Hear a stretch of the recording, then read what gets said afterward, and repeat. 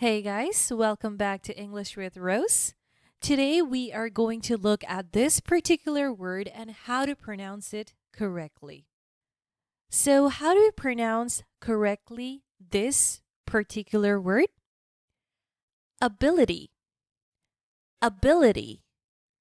Not ability, it's ability. The word ability comes from the Old French word habilit, meaning competence or skill.